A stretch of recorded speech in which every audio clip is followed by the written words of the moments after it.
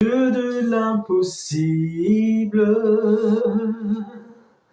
je sais qu'il peut tout accomplir, il est sans limite. En lui je peux tout accomplir, Dieu de l'impossible. Je sais qu'il peut tout accomplir, il est sans limite. En lui je peux tout accomplir, Dieu de l'impossible. Bonjour, bonjour à tous, bonsoir à tous, que Dieu vous bénisse. Comment allez-vous? Avez-vous toujours confiance en Dieu? Avez-vous toujours confiance en Jésus-Christ? Croyez-vous toujours que le Père, Jésus-Christ, l'Esprit Saint est toujours le même, seul et unique Dieu, qu'il ne change pas de toute éternité au siècle des siècles? En lui, il n'y a ni changement, ni ombre de variation, et il peut tout faire, tout accomplir au-delà de tout ce que nous pourrions imaginer ou lui demander. Oui, il est toujours ce même Dieu-là. Il est toujours ce même Dieu, le Dieu de l'impossible. Il peut tout accomplir, le Dieu de l'impossible. Et en lui, nous pouvons tout accomplir, car Dieu le dit. Il dit, tout est possible à celui qui croit. Que Dieu vous bénisse et que Dieu nous bénisse ensemble. Alors, mon message du jour concerne le fait de lier et de délier. Lier et de délier par rapport à la prière. Mon message du jour consiste à dire que toute prière n'est pas bonne à faire. Non. Toute prière n'est pas bonne à faire. Toute prière n'est pas agréable à Dieu. Et pourtant, Dieu nous dit veillez et priez sans cesse. Veillez et priez sans cesse. Donc, Dieu attend de notre part que nous soyons en permanence dans une attitude de prière, de communion avec lui, d'intercession, de demande, de toutes sortes. Veillez et priez sans cesse. Et il nous disait notamment, c'est pour que nous puissions résister à celui qui rôde comme un lion qui rugit et qui cherche qui il va pouvoir dévorer, c'est-à-dire l'ange déchu qui nous déteste, qui nous hait d'une haine farouche et qui veut nous dévorer et qui dévore malheureusement un bon nombre. Alors, lier et délier, peut-on tout lier et peut-on tout délier? Toute prière est-elle bonne à faire? Peut-on tout dire à Dieu dans le cadre d'une prière? Peut-on tout demander à Dieu? Je vais lire dans l'Épître aux Éphésiens, chapitre 6, le verset 18. Je lis chapitre 6, le verset 18. Il est dit, faites en tout temps. Faites en tout temps. Ça revient à dire priez sans cesse. Faites en tout temps par l'Esprit. Alors ça, c'est intéressant et c'est important parce que si nous sommes exhortés par Dieu lui-même à prier en tout temps, mais il est dit que nous devons prier par l'Esprit. Ça, c'est important. Faites en tout temps par l'Esprit toutes sortes de prières et de supplications. Donc, vous voyez, on peut prier pour sujet.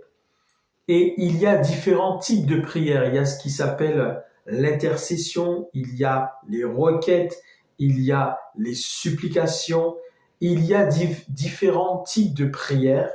Il est dit faites en tout temps, c'est-à-dire priez sans cesse, toutes sortes de prières. Mais attention, il est dit que c'est par l'Esprit. Faites en tout temps par l'Esprit toutes sortes de prières et de supplications. Veillez à cela avec une entière persévérance et priez pour tous les saints, priez pour tous les chrétiens. Priez pour moi, c'est l'apôtre Paul s'adressant aux Éphésiens. Priez pour moi afin qu'il me soit donné quand j'ouvre la bouche de faire connaître hardiment et librement le mystère de l'Évangile pour lequel je suis ambassadeur dans les chaînes et que j'en parle avec assurance comme je dois en parler.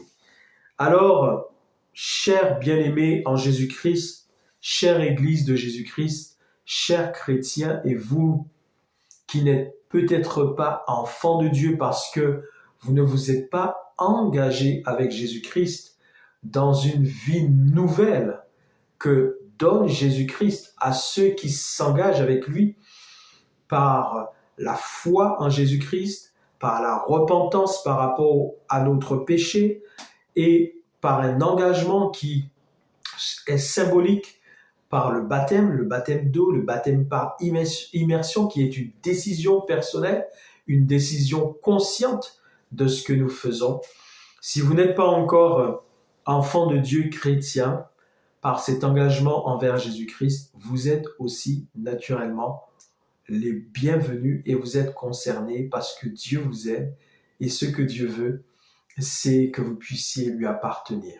Alors, peut-on adresser à Dieu toutes sortes de demandes, toutes sortes de prières?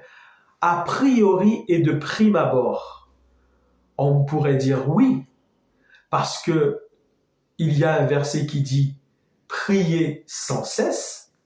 Et là, je viens de le lire dans Éphésiens chapitre 6 à partir du verset 18. Il est dit « Faites en tout temps toutes sortes de prières et de supplications ». Donc on peut dire oui. On peut donc adresser à Dieu toutes sortes de prières pour tout sujet que l'on souhaite dans différents domaines, dans différentes thématiques, on peut s'adresser à Dieu. Mais n'oubliez pas que dans le fait en tout temps, juste avant de dire toutes sortes de prières et de supplications, il est dit par l'Esprit, par l'Esprit, par l'Esprit. Alors, pourquoi je vous apporte ce message? C'est parce que dans mon temps de prière, justement, dans mon temps d'intimité avec Dieu, aujourd'hui, à un moment donné, il m'est revenu dans l'esprit une chose qui remonte pourtant à bien des années. Ça remonte à pas mal d'années. Vous voyez, des fois, on oublie certaines choses et Dieu va nous les rappeler parce que c'est important. Donc, Dieu nous les rappelle. Si une chose n'est pas importante, il n'y a pas d'intérêt à ce que Dieu nous rappelle la chose. Mais lorsque Dieu nous rappelle la chose, c'est parce que c'est important. Et c'est parce que, en plus de nous-mêmes, quelqu'un d'autre a besoin d'entendre cela. Parce que par notre témoignage, nous aidons aussi, que ce soit les chrétiens ou les non-chrétiens, à progresser spirituellement, à progresser dans leur marche chrétienne, dans leur marche spirituelle, dans l'engagement qu'ils ont pris avec Jésus-Christ. Et donc cela m'a été rappelé, cela est revenu dans mon esprit. Pendant que j'étais dans un temps de prière avec Dieu, cela est revenu dans mon esprit et j'avais oublié ça parce que ça remonte à quelques années. Concernant la prière, concernant le fait de lier et de délier, concernant le fait de prier en tout temps et d'adresser à Dieu toutes sortes de prières et de supplications. Alors, j'en ai parlé dans une de mes vidéos précédentes. J'en ai parlé par rapport à mon veuvage, par rapport au fait que j'ai été veuf à un moment donné de ma vie et qu'au même moment, précisément dans cette épreuve douloureuse du veuvage, exactement pendant cette période d'épreuve et de veuvage, une personne m'avait appelé en justice. Une personne m'avait appelé en justice. Et j'ai vu vraiment la fidélité, la bonté et la grâce de Dieu qui m'a vraiment soutenu. Et par rapport à cette personne qui m'avait appelé en justice, je faisais la prière suivante. Alors, on va aller dans Matthieu chapitre 18. On va aller dans Matthieu chapitre 18. Oh, que Dieu nous aide et que Dieu nous bénisse. Ce que Dieu veut, c'est notre bien. Mais ce qu'il veut, c'est que nous soyons réellement ses enfants. Et pour que nous soyons ses enfants, il faut vraiment que ce que nous faisons, ce que nous pensons, ce que nous disons, soit conforme à ses pensées à lui, à sa volonté, à son esprit. Je lis dans Matthieu chapitre 18. Je lis à partir du verset 15. Matthieu 18, 15. Il dit, si ton frère a péché. Donc, il est bien question d'un chrétien qui aurait péché. Il a vraiment péché, il a commis un acte qui est répréhensible parce que ce qu'il a fait est contraire à la volonté de Dieu. Si ton frère a péché, va et reprends-le entre toi et lui seul. Donc, vous voyez, ce qui est dommageable, c'est que nous n'appliquons pas toujours ce que Dieu dit, nous ne faisons pas toujours ce que Dieu dit. Nous tous, enfants de Dieu, avec des années plus ou moins longues de conversion, nous ne faisons pas toujours ce que Dieu dit. Mais là, vous voyez que Dieu dit, si vous êtes informé, vous êtes un chrétien, et vous êtes informé, vous savez, c'est quelque chose qui est avéré, que un de vos frères ou de votre sœur a péché. La première chose à faire, ce n'est pas de sonner tout de suite de la trompette, d'alerter tout le monde. Non. Et vous savez que bien souvent, c'est ce qui se passe malheureusement, vous le savez. Il faut que nous soyons honnêtes, chrétiens, enfants de Dieu, nés de nouveau. Nous qui parlons en langue, qui prions, qui allons dans la communion des saints, qui prenons la Sainte Seine, qui apportons nos offrandes et nos dons dans nos communautés chrétiennes pour soutenir l'œuvre de Jésus. Mais il y a bien des choses sur lesquelles nous devrions nous remettre en question. Et là, il est dit, si tu sais que ton frère a péché, va et reprends-le entre lui et toi seul. C'est-à-dire, n'alerte personne, ne sonne pas de la trompette, ne va pas dire à tout le monde, « Et tu sais ce qu'il a fait là? Lui là, ce frère là, cette sœur là, tu sais ce qu'il a fait, tu sais ce qu'elle a fait ?» C'est pas ce que Dieu dit. Dieu dit, va le voir. Et toujours quand il dit reprends-le, c'est par amour et dans l'amour. Il dit va et reprends-le uniquement entre lui et toi. C'est-à-dire que ne va pas répandre sur lui ce qu'il a fait. Va le voir dans le secret, dans l'amour de Jésus, pour le reprendre dans l'amour de Jésus, dans l'espérance de le gagner à Christ, afin qu'il puisse se repentir de ce qu'il a fait. D'accord? C'est ce que Dieu nous demande de faire. Mais vous le savez très bien, et bon nombre d'entre nous, et nous pouvons le dire, bien-aimés, si nous sommes sincères et si nous sommes vrais avec Dieu, nous savons très bien que ce n'est pas ce que nous faisons. Si nous savons que quelqu'un a péché, la première chose que nous faisons, c'est nous alertons tout le monde. Nous aurions plus tendance à alerter tout le monde. Ah, le frère a péché, la sœur a péché. Et c'est contraire à ce que Dieu dit, vous voyez. Oh, Dieu nous dit que si vous m'aimez, gardez mes commandements. Celui qui m'aime, c'est celui qui garde ma parole. Gardons-nous toujours la parole comme Dieu nous l'enseigne, selon les instructions du Saint-Esprit. Au lieu d'aller voir notre frère ou notre sœur pour le reprendre, entre nous et lui seul, sans qu'il y ait de témoins, la première chose que nous faisons souvent, c'est que nous sonnons de la trompette pour alerter tout le monde, pour que tout le monde sache que ce frère, cette sœur a péché. Donc ça déjà, c'est un tort de notre part. Il dit, va et reprends-le entre lui et toi seul. S'il t'écoute, tu as gagné ton frère. Et tu n'auras pas sali sa réputation en sonnant de la trompette pour faire à tout le monde savoir ce qu'il a fait. Et vous savez, dans les couples aussi, je fais cette petite aparté, dans les couples, c'est malheureusement l'un des moyens par lesquels le diable, les démons, le monde des ténèbres font beaucoup de dégâts dans les couples. Quand il y a un souci entre un mari et une femme, dans les couples chrétiens, je parle, puisque là, je m'adresse aux enfants de Dieu, eh bien, au lieu que ça se règle en intimité entre le mari et la femme, vous avez soit les deux, soit l'un des deux, qui va aller répandre à l'extérieur, à tout le monde, ce qui se passe dans le couple et dans l'intimité du couple, sans chercher à régler dans l'intimité leurs problèmes. Ils vont déjà sonner la trompette à tout le monde de ce qui se passe dans leur intimité, dans leur couple, dans leur foyer. Et c'est bien dommage parce que c'est l'un des moyens par lesquels le diable détruit beaucoup d'enfants de Dieu, beaucoup de couples chrétiens. Il explose, il détruit, il anéantit beaucoup de couples parce que les enfants de Dieu ne vivent pas la parole de Dieu et ils font tout le contraire de ce que Dieu dit. Donc, si ton frère, tu as été le voir, tu sais qu'il a péché, tu as été le voir, il t'a écouté, ça veut dire qu'il a reconnu et il se repent, il regrette, c'est ça se repentir. Se repentir, c'est regretter un acte répréhensible qu'on a fait, qu'on a commis. La personne se repent, elle revient dans les voies de Dieu. Tu as gagné ton frère, tu as gagné ta sœur, et ça s'arrête là.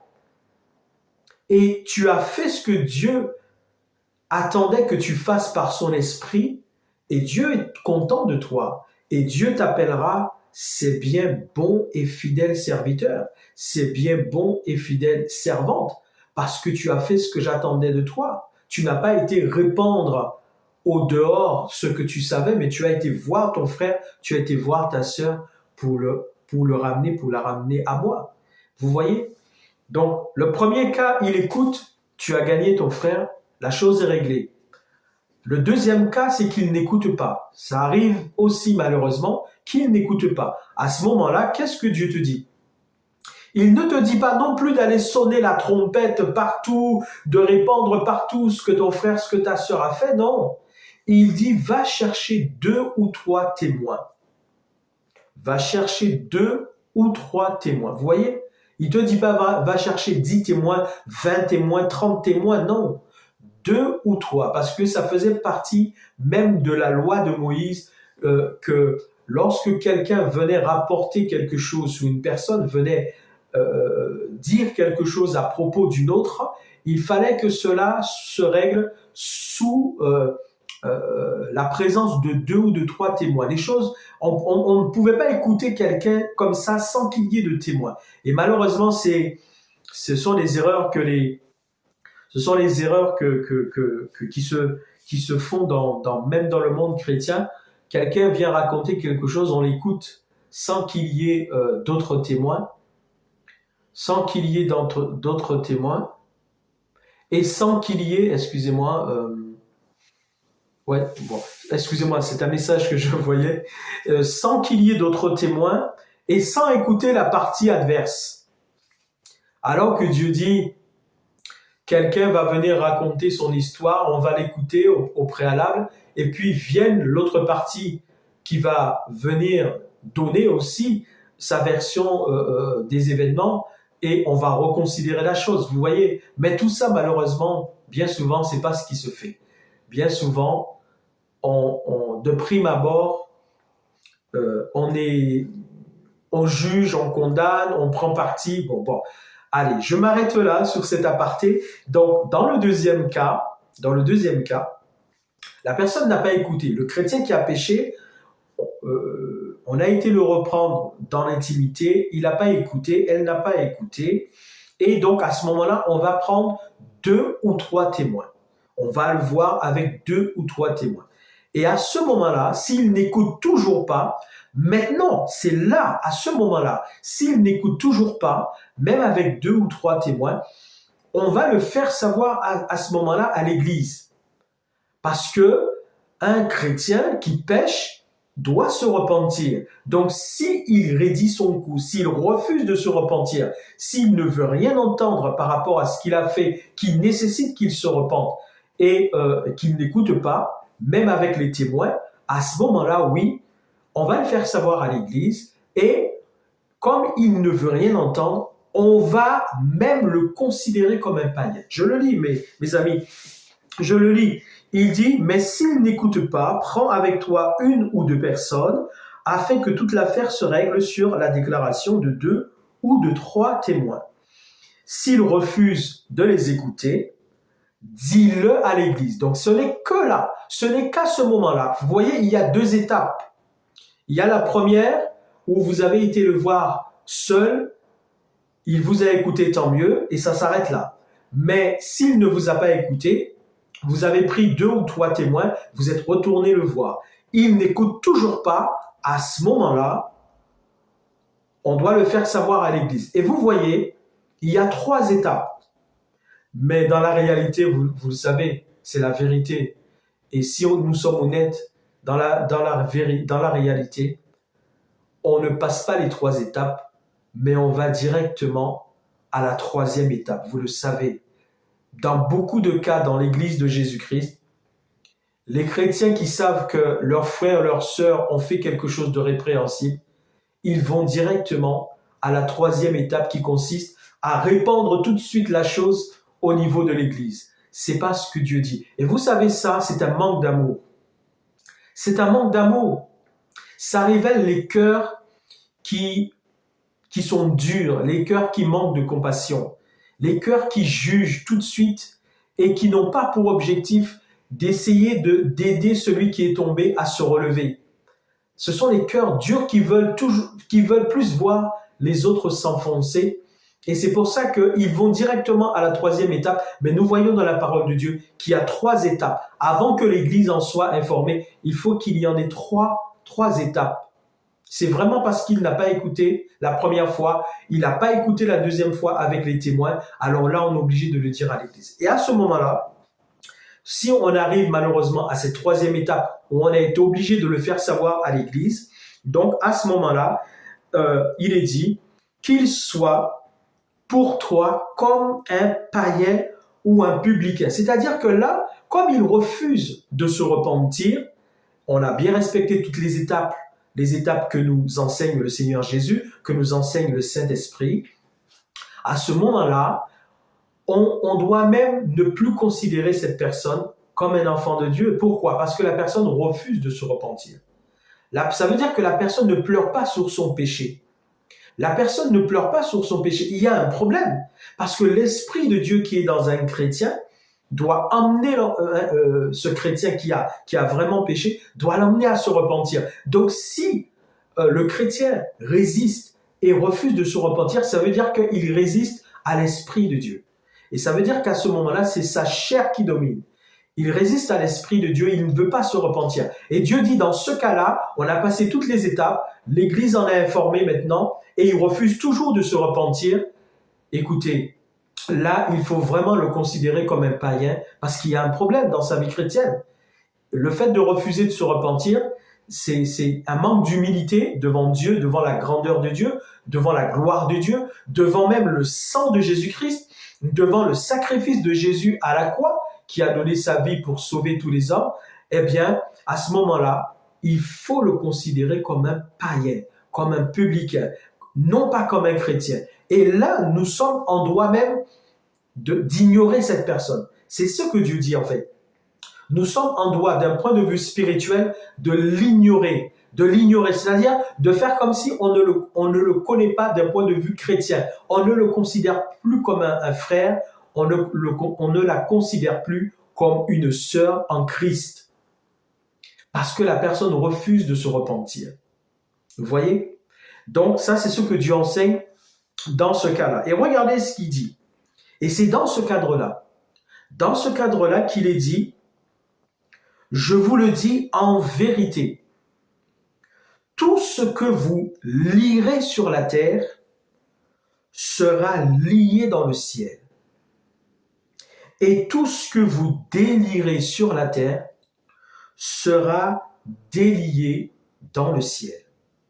C'est dans ce cadre-là qu'il est dit, et vous voyez, ça rejoint ce que l'apôtre Paul dit aussi dans l'épître aux Corinthiens, et notamment dans 1 Corinthiens, lorsqu'il dit que certaines personnes qui étaient vraiment en scandale à l'Église par leur vie de débauche et de péché, il prenait l'exemple d'un chrétien qui avait même des relations avec l'épouse de son père dans l'église des Corinthiens, un homme qui était censé être un frère en Christ, mais il avait une relation avec la femme de son père. Donc c'est totalement scandaleux, c'est de la débauche, et c'est jeter l'opprobre sur Jésus-Christ, et c'est faire dire aux gens du monde du mal sur Dieu par rapport à la vie chrétienne. Donc, l'apôtre Paul disait qu'il a livré cette personne à Satan afin que cette personne ne puisse plus continuer à blasphémer contre Dieu, mais c'était dans le but toujours de gagner cette personne, c'est-à-dire dans le sens où la personne va finir par se repentir, par reconnaître son péché, son état devant Dieu, qu'elle puisse se repentir pour revenir à Dieu. Et c'est dans ce cas-là, il dit, il a livré à Satan. C'est dans le sens où on ne considère plus cette personne comme un enfant de Dieu, comme un chrétien, parce que la personne refuse de se repentir de son péché. On ne doit plus la considérer comme un chrétien, une chrétienne, et on l'ignore, c'est-à-dire on peut même ignorer cette personne. On ne doit plus avoir de communion quelque part, on ne doit plus avoir de communion fraternelle chrétienne avec cette personne. Parce que si la personne est dans le péché et qu'elle refuse de se repentir de son péché, nous savons que la personne est dans le péché, nous allons continuer à avoir une communion avec cette personne comme si elle est une chrétienne normale. Nous participons, nous dit la parole de Dieu, au péché de la personne. Le fait de nous confortons cette personne, nous l'encourageons et nous l'encourageons en fait à rester dans son péché, nous l'encourageons. Et vous voyez, dans la vie chrétienne, des fois, on ne fait pas ce qu'il faut et on ne fait pas ce qu'il faut quand il le faut et on fait ce qu'il ne faut pas quand il ne faut pas. C'est ça c'est bien dommage dans la vie chrétienne des fois. On ne fait pas ce qu'il faut quand il le faut et on fait ce qu'il ne faut pas quand il ne le faut pas. Vous voyez, il y a des fois, mes amis, dans les communautés chrétiennes, nous avons la preuve qu'une personne est dans le péché, mais nous la laissons continuer dans la communauté à être dans son péché comme si tout était normal. Nous encourageons la personne dans son péché et nous continuons à avoir une communion fraternelle avec la personne comme si la personne n'était pas dans le péché alors que nous avons la connaissance. Je parle bien quand la chose est avérée, nous avons la connaissance, la preuve que la personne est dans le péché, mais nous pouvons continuer à faire comme si nous ne savons rien et en fait nous la confortons en continuant à avoir une communion fraternelle avec cette personne comme si sa vie était en règle avec Dieu. Vous savez que ça, c'est un péché devant Dieu. Et nous-mêmes, si nous faisons ça, nous participons, nous dit la parole de Dieu, au péché de la personne. C'est-à-dire que devant Dieu, nous sommes aussi coupables que la personne qui est dans le péché parce que nous la confortons dans son péché, nous l'encourageons dans son péché. Au lieu de l'encourager à en sortir, nous la supportons, nous l'encourageons, nous la confortons. Faisons très attention, bien-aimés, parce que je vous dis, il y aura beaucoup de surprises. Quand Jésus reviendra, il y aura beaucoup de surprises. Alors, je reviens à mon message.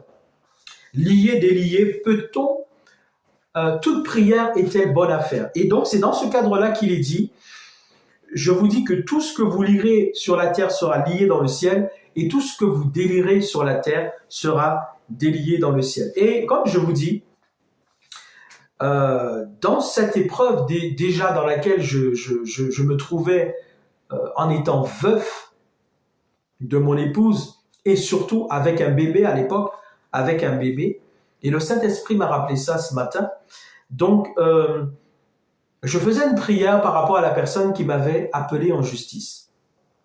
Et je disais dans mes prières, au nom de Jésus-Christ, je lis telle personne, je lis la personne sur la terre. Et je disais à Dieu, comme on peut le faire lorsqu'on prie, on peut citer la parole de Dieu et déclarer ce que Dieu même dit. Et je disais, Seigneur, tu as dit, Jésus, tu as dit, Père, tu as dit, que tout ce que nous lirons sur la terre sera lié dans le ciel et tout ce que nous délierons sur la terre sera délié dans le ciel. Et je disais au nom de Jésus-Christ, je rappelais à Dieu sa parole et je disais au nom de Jésus-Christ, je lis telle personne, je lis cette personne sur la terre, elle est aussi liée dans le ciel. C'est la prière que je faisais parce que la personne m'avait attaqué. Comme Dieu dit ailleurs dans sa parole, ils m'ont haï sans cause. Et c'était vraiment le cas. Vous avez des gens qui vous haïssent sans cause, vous ne leur avez rien fait, ils vous haïssent sans cause. Et donc, cette personne m'avait attaqué. Et donc, je priais pour me défendre dans la prière. Et je disais, je lis cette personne sur la terre comme Dieu le dit dans sa parole. Ce que vous lirez sur la terre sera lié dans le ciel. Ce que vous délirez sur la terre sera délié dans le ciel. Je lis cette personne sur la terre. Elle est liée sur la terre et dans le ciel au nom de Jésus-Christ. Ah, mes amis, Dieu nous aime. Hein? Et ce que Dieu veut, c'est que nous puissions progresser spirituellement dans la connaissance de sa personne. Alors, cette prière, selon vous, elle correspond à la parole de Dieu, n'est-ce pas? Elle est écrite dans la parole de Dieu.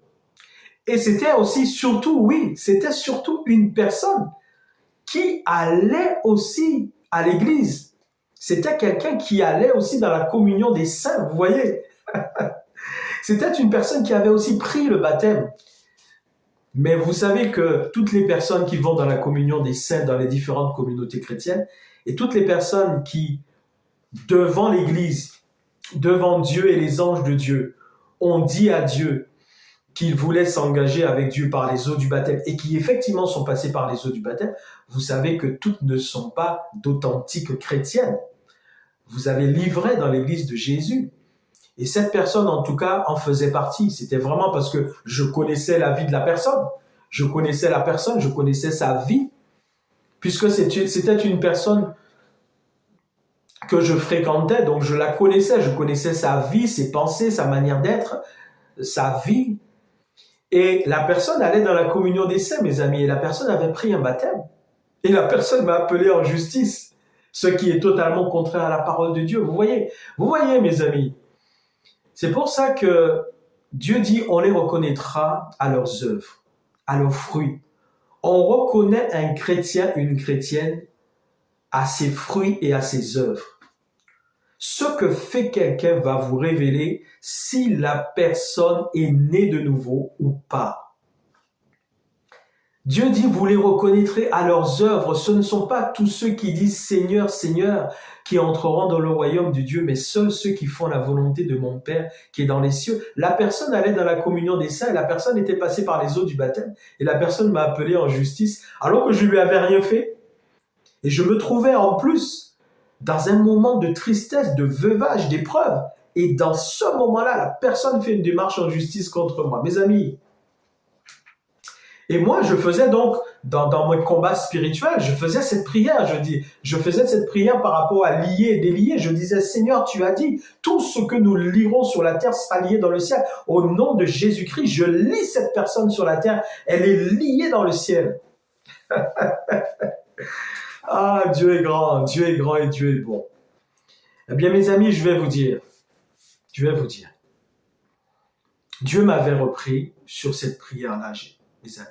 Malgré le fait que cette personne m'avait appelé en justice et que ça n'aurait jamais dû se faire, Dieu m'a repris sur cette prière, mes amis. Dieu m'avait dit, cette prière que tu fais, elle est dangereuse. Cette prière que tu fais, elle est dangereuse. Elle est dangereuse. Tu ne peux pas et tu ne dois pas faire ce type de prière. Vous voyez, pourtant, c'est la parole de Dieu. On pourrait dire, on s'appuie sur la Bible, on s'appuie sur la parole de Dieu, qui justement par rapport, et tout à fait, je pouvais tout à fait placer cette personne, vous voyez, dans le cadre où il est dit, si un chrétien a péché, tu vas le reprendre, tout ça. Je pourrais tout à fait placer cette personne, quand je vous dis, je connaissais la vie de cette personne, et cette personne, effectivement, était dans le péché, mes amis. Cette personne était dans l'adultère. Donc, cette personne était dans le péché, dans l'adultère. Cette personne était dans le péché, dans l'adultère. Donc, là, nous sommes dans le cas, mes amis, d'une personne qui s'est présentée à l'église comme chrétienne, ayant pris le baptême, vivant dans l'adultère, et Dieu nous dit, tu reprends la personne, elle n'écoute pas, tu prends des témoins, elle n'écoute toujours pas, tu le fais savoir à l'église, et après tu considères cette personne comme un païen, comme une païenne, comme un publicain, et tu ne considères plus cette personne comme ton frère ou ta sœur en Christ. Et il dit, et ce que vous lirez sur la terre sera lié dans le ciel. Mais mes amis, quand j'ai fait cette prière, quand je disais à Dieu par rapport à cette personne qui m'avait attaqué en justice, je lis cette personne sur la terre et elle est liée dans le ciel. Dieu m'a dit non. Dieu m'a dit non. Non, mon fils. Non. Non, non, non. Cette prière que tu fais là, elle est dangereuse. Cette prière que tu fais là, tu ne peux pas la faire. Et vous savez pourquoi, mes amis? On ne doit pas se tromper de combat. On ne doit pas se tromper. Je le lis pour vous. Pourquoi? Éphésiens chapitre 6, verset 12. Éphésiens 6, 12. Pourquoi Dieu m'a-t-il fait comprendre et m'a-t-il dit, cette prière que tu fais, elle est dangereuse. Tu ne peux pas faire ce genre de prière. Et pourtant, c'est quelqu'un, je vous dis, qui vivait dans le péché, dans l'adultère. Voilà pourquoi, mes amis, car nous n'avons pas à lutter contre la chair et le sang. Nous n'avons pas à combattre les hommes. C'est ce qu'il est dit. Nous n'avons pas à lutter contre notre semblable. Nous n'avons pas à maudire notre semblable, mes amis. Nous n'avons pas à lutter contre la chair et le sang. Notre combat, il doit être contre les dominations, les autorités, les princes de ce monde de ténèbres, les esprits méchants dans les lieux célestes. Voilà notre combat, mes amis. Nous n'avons pas à lutter contre la chair, malgré le fait que cette personne vivait dans le péché. Cette personne était dans adultère. Cette personne allait à l'église. Cette personne avait pris le baptême. Et cette personne pourtant m'a appelé sans cause. Cette personne m'a appelé en justice. Et moi, je disais, je lis cette personne sur la terre, elle est liée dans le ciel, selon la parole de Dieu qui dit que. Mais notre grand roi de gloire, Jésus-Christ, il m'a dit non. Cette prière-là, tu ne peux pas la faire. Elle est dangereuse et tu ne peux pas faire ce genre de prière. Parce que tu n'as pas à lutter contre l'homme ou la femme créé à mon image et à ma ressemblance. Tu n'as pas à lutter contre la chair et le sang. Ton combat, dans ce que tu vis là, ton combat, c'est contre les dominations, les autorités, contre les princes de ce monde de ténèbres, contre les esprits méchants dans les lieux célestes. Voici où est ton combat, mon frère, ma sœur en Christ. Voici où est ton combat. Tu ne peux lier et délier personne sur la terre. Si vous aviez l'habitude, chrétien, Église de Jésus, dans vos prières, si vous aviez l'habitude, par rapport à certaines choses, même lorsqu'il s'agit d'ennemis farouches, des ennemis farouches qui se sont levés contre vous, qui vous haïssent sans cause, qui vous attaquent sans cause, des hommes, des femmes créés à l'image de Dieu. Écoutez-moi, vous ne pouvez pas les lier sur la terre afin qu'ils soient liés dans le ciel. Non, mes amis. Parce que ce que Dieu veut, que dit-il? Il ne veut pas que le méchant meure, non. Il dit ce que je veux, ce n'est pas que le méchant meure, mais qu'il se repente, qu'il se détourne de ses mauvaises voies et qu'il soit sauvé, mes amis.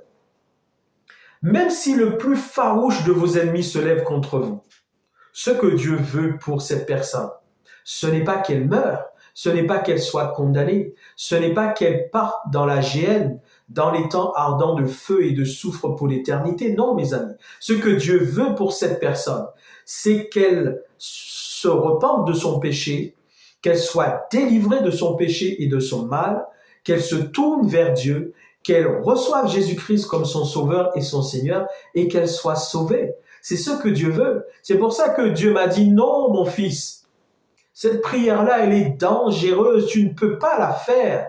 Tu ne peux lier personne sur la terre afin que la personne soit liée dans le ciel. Non, mes amis. Ton combat, c'est pas la chair et le sang, mais ce sont les dominations, les autorités, les esprits méchants dans les lieux célestes, les esprits impurs dans ce monde de ténèbres. C'est là ton combat, mon frère, ma sœur. Ton combat, c'est contre les autorités, les esprits méchants. Ce n'est pas contre ton frère ou ta sœur en Christ, et même contre ceux qui ne sont pas chrétiens, mais qui se lèvent contre toi. Non, si tu dois te lever dans la prière, c'est contre le monde des ténèbres qui utilise des gens contre toi. Car le monde des ténèbres peut utiliser. Et pourquoi le monde des ténèbres pouvait-il utiliser cette personne contre moi qui pourtant allait à l'église mais vivait dans le péché? C'est parce que justement la personne vivait dans le péché. La personne n'était pas soumise à Jésus-Christ.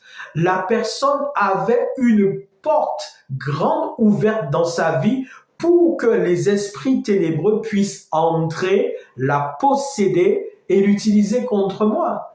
Et qu'avait donc besoin cette personne? Elle avait besoin d'être délivrée. Elle avait besoin d'être déliée de son péché, libérée de son péché, se repentir et donner réellement sa vie à Jésus pour être sauvée. Et c'est ce que nous dit, mes amis, Matthieu chapitre 5. Matthieu chapitre 5, je lis à partir du verset 43. Matthieu 5, 43. Vous avez appris qu'il a été dit. Vous avez appris, c'est Jésus-Christ qui parle. Vous avez appris qu'il a été dit. Tu aimeras ton prochain et tu haïras ton ennemi. C'était dans la loi de Moïse. Tu aimeras ton prochain et tu haïras ton ennemi dans la loi de Moïse.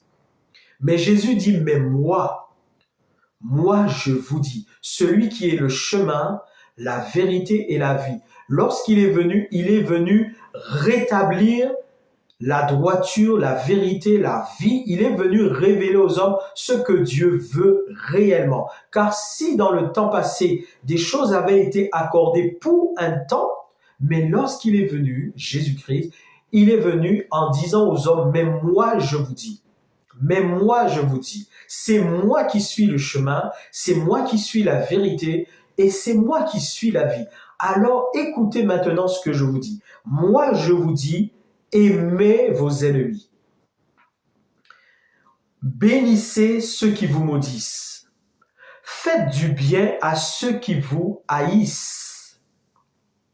Et priez pour ceux qui vous maltraitent et qui vous persécutent, afin que vous soyez fils de votre Père qui est dans les cieux. Vous voyez, mes amis, si nous bénissons nos ennemis, si nous prions pour ceux qui nous persécutent, si nous désirons qu'ils soient délivrés, qu'ils soient sauvés, nous serons réellement fils de notre Père qui est dans les cieux. Mais dans le cas contraire, mes amis, si nous haïssons ceux qui nous haïssent, si nous maudissons ceux qui nous maudissent, si nous voulons voir le malheur frapper ceux qui nous persécutent, à ce moment-là, mes amis, nous sommes exactement comme l'ange déchu.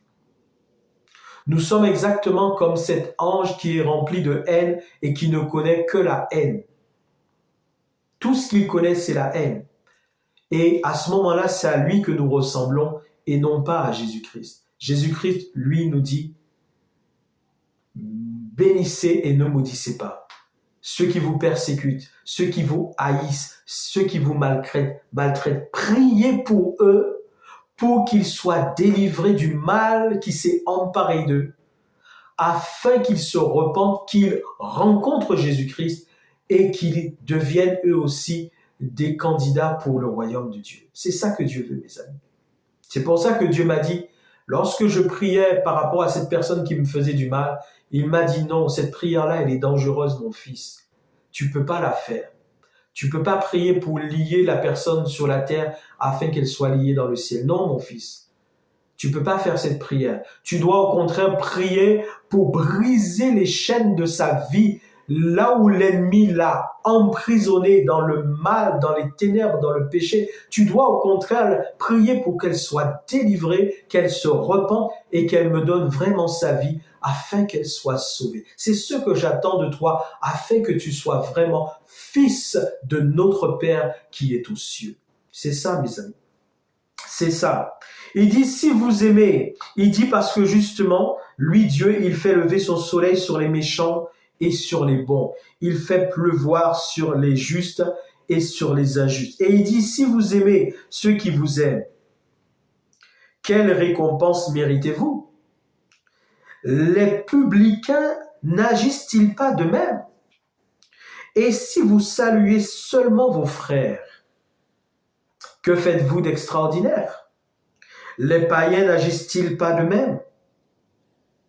Mais vous, c'est pas comme ça que vous devez agir. Vous devez réellement représenter Jésus-Christ sur la terre. Soyez donc parfaits comme votre Père céleste est parfait. Soyez donc parfaits comme votre Père céleste est parfait. Oui, je partage ce message parce que cela est revenu à mon esprit. Aujourd'hui, ce matin, dans mon temps de prière avec le Créateur des cieux et de la terre, celui qui nous a créés à son image, à sa ressemblance, celui qui tient entre ses mains le souffle de vie qui nous anime, il m'a rappelé cela.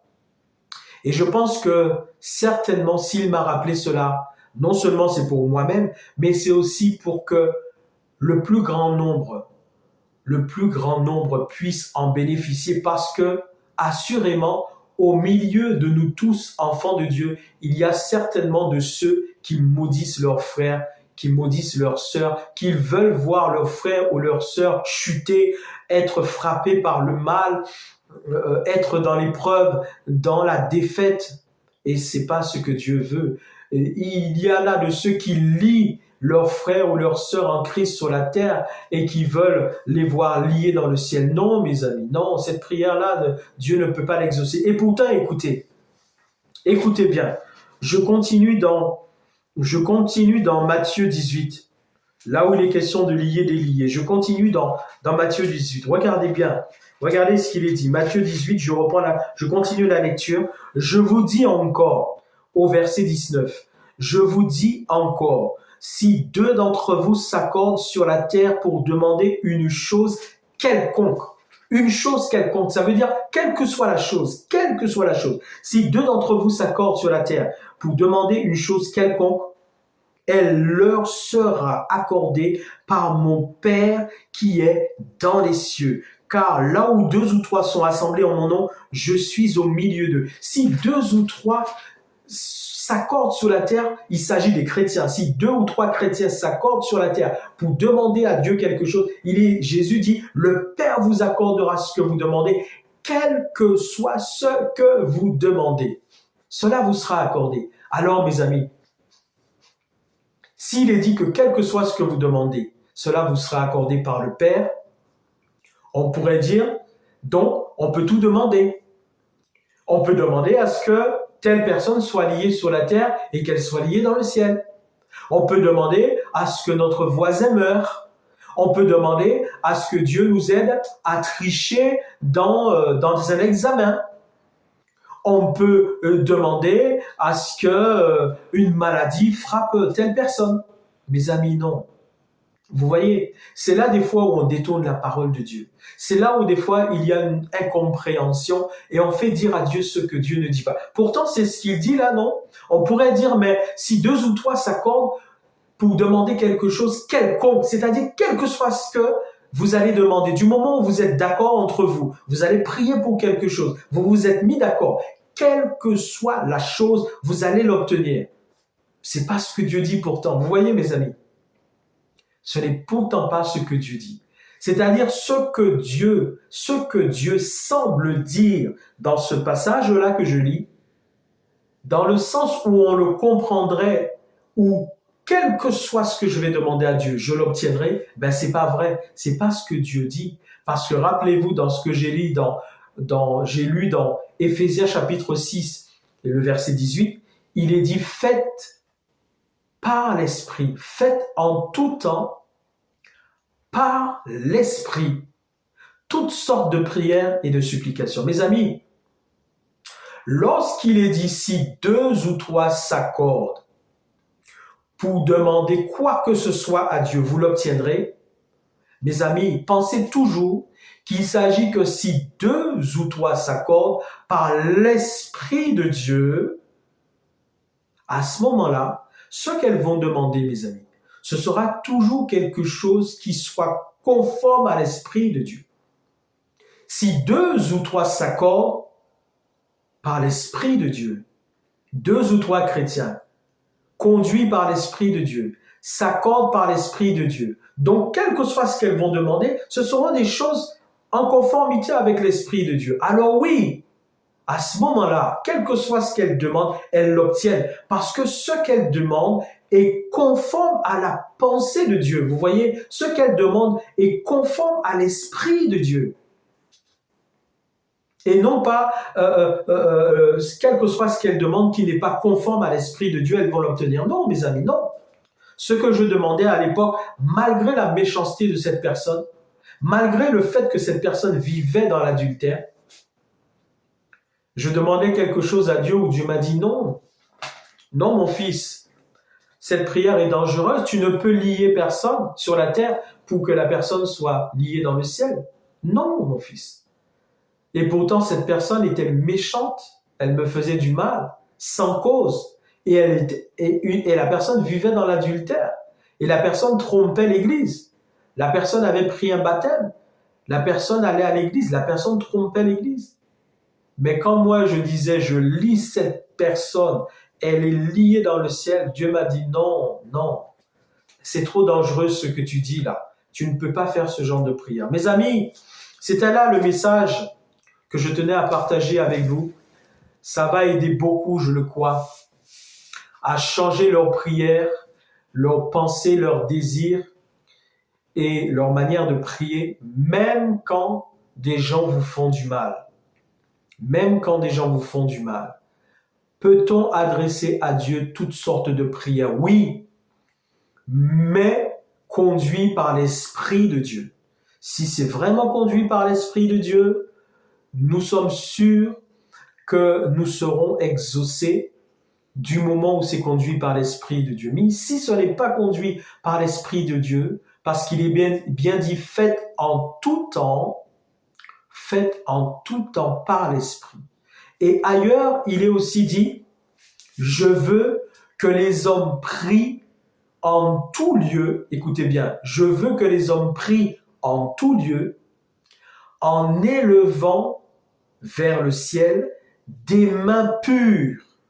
Je veux que les hommes prient en tout lieu, en élevant vers le ciel des mains pures.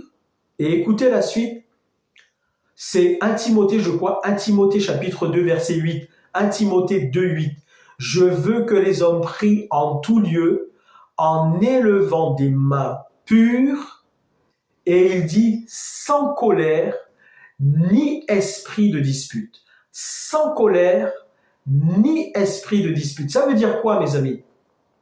Quand nous prions avec la colère, ou quand nous prions dans le but de nous disputer, mes amis, nous ne pouvons pas être exaucés, parce que ça veut dire que déjà nous sommes égarés spirituellement.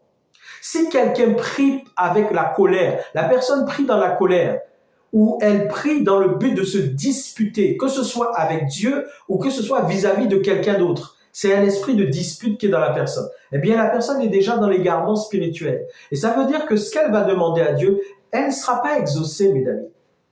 Elle ne sera pas exaucée, Dieu ne va pas l'exaucer. Il est dit sans colère, je veux que tous les hommes prient en tout lieu en élevant vers les cieux des mains pures, sans colère, ni esprit de dispute. 1 Timothée 2,8.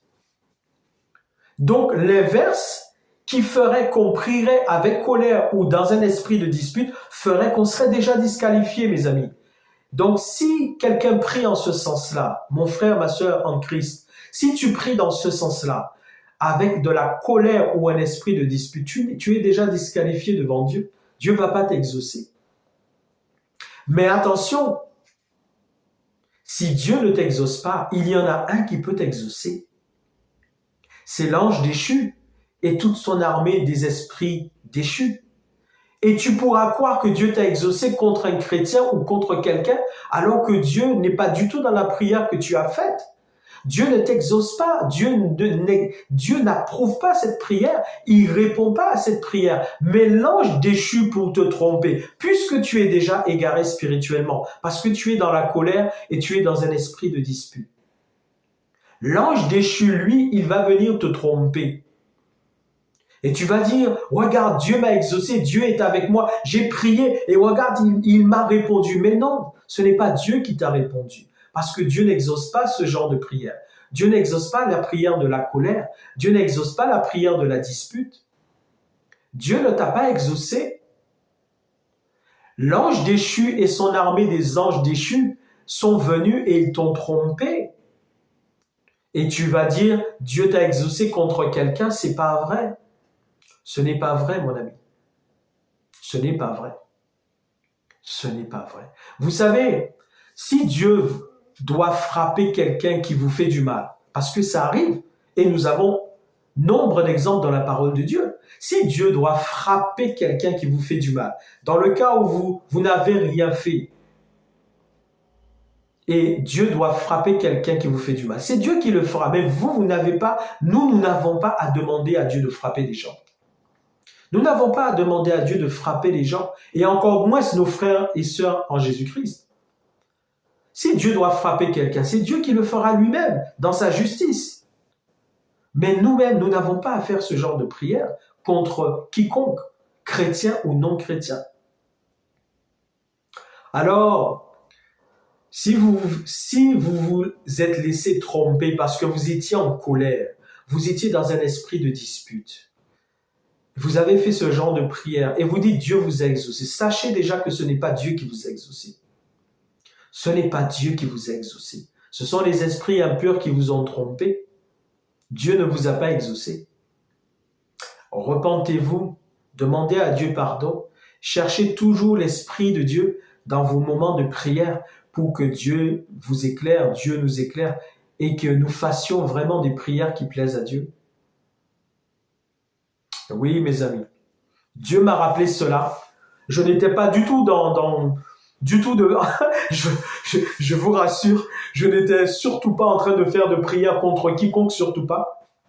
Je ne priais contre personne, rien du tout en ce sens-là. Mais Dieu m'a rappelé cela dans ce moment de prière. Il m'a rappelé cela. Et je pense que s'il me l'a rappelé, il fallait que je le partage. Il fallait que je le partage parce que certainement, nombre de chrétiens avaient besoin d'entendre cela pour revenir à Dieu dans leurs sentiments, dans leurs pensées, dans leurs désirs, dans leur vie chrétienne. Ils avaient besoin d'entendre cela, reconsidérer leur voie devant Dieu pour arrêter de faire des prières que Dieu n'écoute pas, que Dieu n'exauce pas.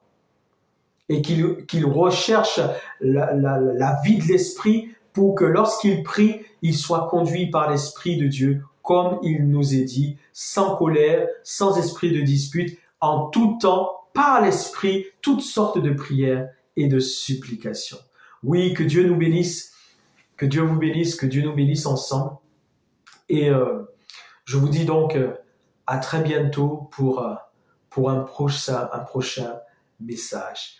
Dieu est fidèle, mes amis. Dieu nous aime. Soyez bénis. À bientôt.